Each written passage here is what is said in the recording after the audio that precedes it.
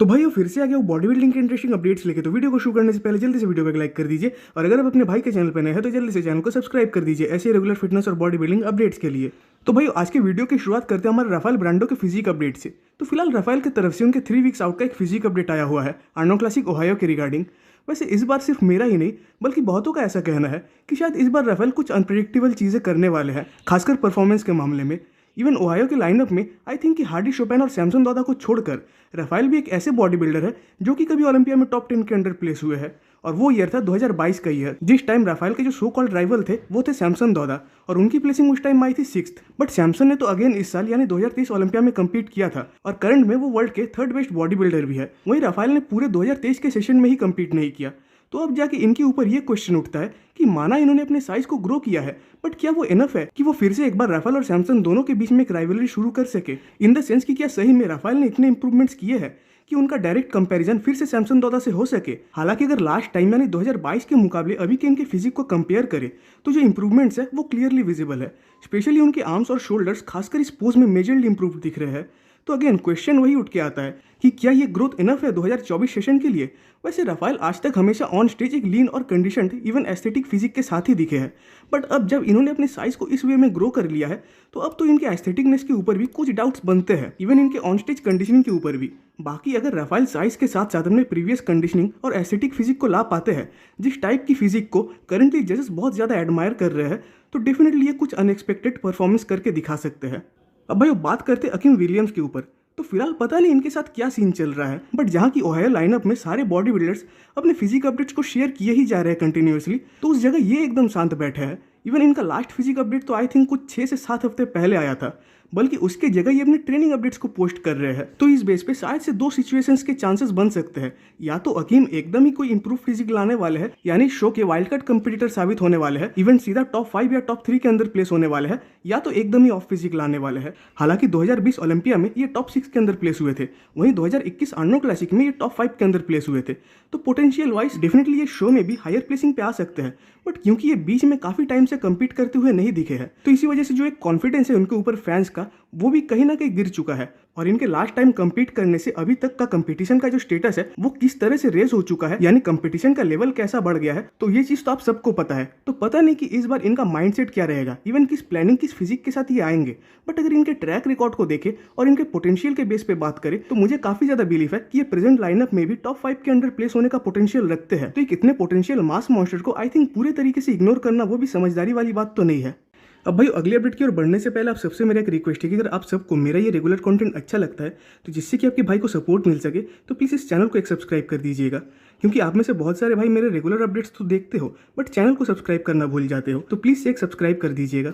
अब भाई बात करते हैं जॉन डेला रोसा के इन 3 वीक्स आउट फिजिक अपडेट के ऊपर, जिसको कि उनके कोच पैट्रिक टूअर्ड ने पोस्ट किया था। वैसे पर्सनली जॉन का ये पोज मुझे उनके स्ट्रॉन्गेस्ट पोजेस में से लगता है, क्योंकि पहली बात तो इनके फिजिक में मास की कोई कमी नहीं है, मतलब एकदम डेंस फिजिक है, ऊपर से इतने बड़े आर्म्स, साथ ही साथ फ्लेयर्ड आउट लैट्स।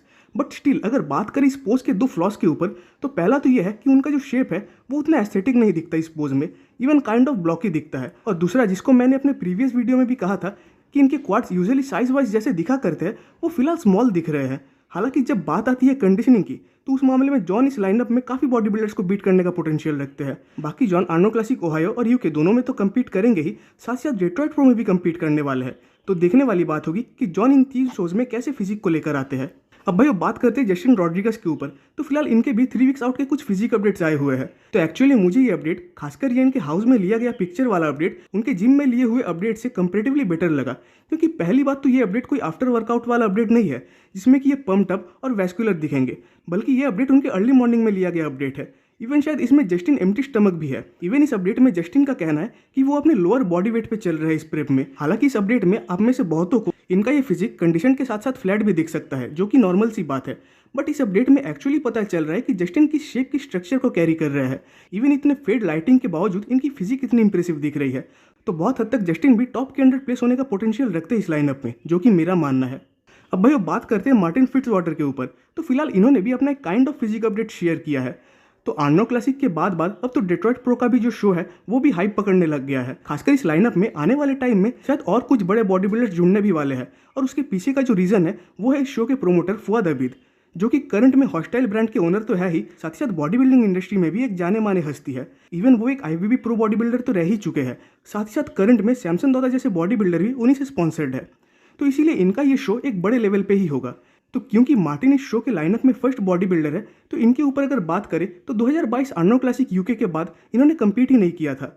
वैसे फिलहाल ये बॉस ऑफ आउटलॉ के अंडर ट्रेनिंग कर रहे हैं और इस शो के रिगार्डिंग इनका जो प्रायोरिटी है वो आई थिंक इनकी कंडीशनिंग ही है। बट एक्चुअली मार्टिन हमेशा ही स्टेज पे कंडीशनड आते हैं, बल्कि अगर उनको कुछ इंप्रूवमेंट्स करने चाहिए तो वो करने होंगे उनको अपने साइज पे। हालांकि इनका फ्रेम उतना बड़ा तो नहीं है, तो उस चीज़ में भी ये थोड़े बहुत मात खा जाते हैं। बाकी डेट्रॉइट प्रो में ये किस फिजिक के साथ आते हैं वो एक देखने वाली बात होगी। अब भाई न्यूज़ तो ये भी आ रही है कि विलियम मार्टिन्स भी डेट्रॉइट प्रो शो में कम्पीट करेंगे। वैसे इनका जो लास्ट शो था वो था लीजेंड शो, और पूरे 2023 के सेशन में इन्होंने बस एक ही शो में कम्पीट किया था और उसमें भी एक ऑफ सीजन फिजिक को लेकर आ गए थे। तो शो के पहले इनका जो हाइप चल रहा था, तो विलियम उस चीज़ को शो में फुलफिल तो नहीं कर पाए थे। खासकर ऑफ सीजन में ये उस टाइम साइज वाइज कुछ ज़्यादा ही बड़े दिख रहे थे। इवन ये 330 पाउंड्स को भी पार कर गए थे, बट स्टेज पे टॉप 10 के भी बाहर प्लेस हुए थे। और उसके पीछे का रीजन कहीं ना कहीं उनका वाइड वेस्ट भी था। इवन फ्रंट पोजेज में वैक्यूम के बगैर इनकी फिजिक अच्छी भी नहीं दिख रही थी। तो इनको अपने वेस्ट पे तो काम करना ही होगा, साथ ही साथ अपने कंडीशनिंग को भी इंप्रूव करके लाना होगा, क्योंकि बिना कंडीशनिंग के साइज का तो कोई मतलब नहीं बनता। तो शायद ये डेट्रॉइट प्रो में कम्पीट करेंगे ही, बट उसके पहले ये आर्नोल्ड क्लासिक ब्राजील में भी कम्पीट कर सकते हैं। तो देखने वाली बात होगी कि क्या ये उन दोनों स्टेजेस पे एक इंप्रूव फिजिक को ला पाते हैं या नहीं। अब भाई इन शोज के साथ साथ फिलहाल न्यूयॉर्क प्रो शो भी काफ़ी ज़्यादा हाइप में है, खासकर अपने लाइनअप के वजह से। एंड आई थिंक कि अब इस लाइनअप में सर्जियो ओलिवेरा जूनियर को भी ऐड हो ही जाना चाहिए। हालांकि 2017 में सर्जियो शो के विनर भी थे। इवन आई थिंक ये एक लौता शो है जिसको कि सर्जियो ने अपने पूरे प्रो करियर में जीता था। तो अगर सर्जियो इस शो में कम्पीट करेंगे तो स्टिल उनके सबसे बड़े ओपोनेंट तो रहेंगे निक वॉकर ही, जो कि आर्नोल्ड क्लासिक के चैंपियन रह चुके हैं। इवन ओलंपिया में 3rd प्लेसिंग पे भी आ चुके हैं। तो एक ऐसे बॉडी बिल्डर के सामने सर्जियो के स्टैंड आउट करने के मुझे तो चांसेस नहीं दिखते। हालांकि फिलहाल सर्जियो डोरियन येट्स और नील हिल जैसे 2 लेजेंड्स के गाइडेंस में है, तो शायद उस बेस पे सर्जियो कुछ इंप्रूवमेंट्स करके आ सकते हैं।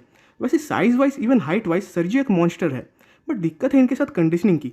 तो देखने वाली बात होगी कि इस बार सर्जियो अपने कंडीशनिंग को सुधार के आ पाते हैं या नहीं। अब भाई उसके लास्ट अपडेट में बात करते हैं रेगन ग्राइम्स के ऊपर। तो फिलहाल इनके तरफ से इनका एक फिजिक अपडेट आया हुआ है। वैसे देखने जाए तो 2024 का ईयर इनके लिए सही में काफ़ी बड़ा ईयर साबित हो सकता है, क्योंकि एक तो इन्होंने ओलंपिया के बाद ही अपना ऑफ सीजन स्टार्ट कर दिया था, और देन उनका जो रिबाउंड फेज था वो भी काफ़ी बढ़िया पार हुआ था। इवन शायद रेगन अभी भी इसी फेज में चल रहे हैं और कुछ टाइम इसी फेज में रहेंगे भी। देन वो कंपटीशन के प्रेप को स्टार्ट करेंगे। तो शायद ये फिर से फ्लेक्स प्रो इटाली में कम्पीट करने आ सकते हैं, खासकर अपने टाइटल को डिफेंड करने के लिए, जिससे कि ये शो को तो जीत सके ही और उनको 2024 ओलंपिया का क्वालिफिकेशन भी मिल जाए। वैसे 2023 ओलंपिया में ये सही में अपने ऑल टाइम बेस्ट फिजिक के साथ आए थे, खासकर कंडीशनिंग के मामले में, क्योंकि 2023 में इनको अपने कंडीशनिंग के लिए काफ़ी ज़्यादा क्रिटिसिज्म मिला था। तो ओलंपिया में उन्होंने उस चीज़ को करके दिखा दिया। बट स्टिल इनके पास अभी काफ़ी ज़्यादा स्पेस है अपने साइज़ को और ग्रो करने के लिए, जिससे कि ये सही में एक मास मॉन्स्टर बन सके। बाकी तो रेगन जब स्टेज पे कम्पीट करने आएंगे तब देखने वाली बात होगी कि इन्होंने सही में कितने ज़्यादा इंप्रूवमेंट्स किए हैं। तो भाई आज की वीडियो पे खत्म होती है। कमेंट्स में जरूर बताइएगा कि आपको वीडियो कैसा लगा। वीडियो अच्छी लगी तो वीडियो को लाइक कर दीजिए और नेक्स्ट वीडियो के अपडेट सबसे पहले पाने के लिए चैनल को सब्सक्राइब कर दे और बेल आइकन को प्रेस कर दे।